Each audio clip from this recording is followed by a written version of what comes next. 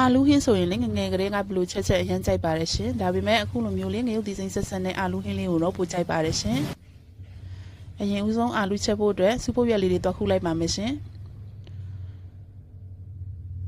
စူပုတ်ရက်ကလည်းဒီချိန်အနုသိမ့်မထွက်ပါဘူးရှင်ဒီလောက်လေးပဲရခဲ့ပါတယ်ရလာတဲ့စူပုတ်ရက်လေးတွေကိုတေချာရွှေပြီးတော့ရေဆေးတန့်စင်ပေးထားလိုက်ပါတယ်ရှင်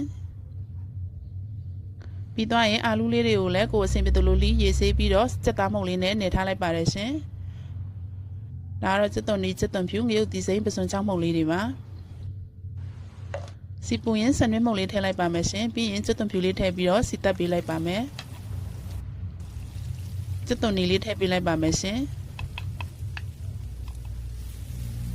စက်သွန်နီလေးနွမ်းလာပြီဆိုလို့ရှိရင်တော့ငရုတ်သီးစိမ်းနဲ့ပစွန်ချောင်းမုန့်လေးထည့်လိုက်ပါမယ်ရှင်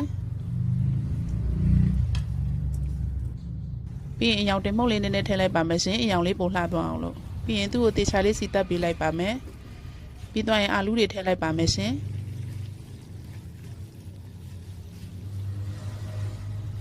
အရသာအတွက်စက်သားမုန့်နည်းနည်းနဲ့ငပြားရည်လေးထပ်ပြီးတော့ထည့်ပေးလိုက်ပါမယ်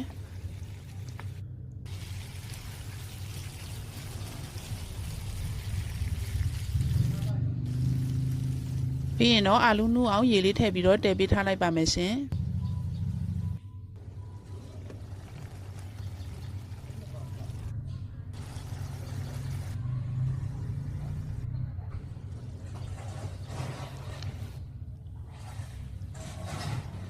အခုလိုအာလူးလေးနူးလာပြီဆိုလို့ရှိရင်တော့စူပုတ်ရက်လေးအုပ်ပေးလိုက်ပါမယ်ရှင်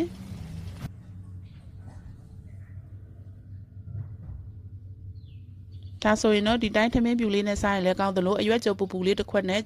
စားရင်လည်းအရင်စားကောင်းတဲ့အာလူးငရုတ်သီးစိမ်းချက်လေးရပါပြီရှင်ကျေးဇူးပါ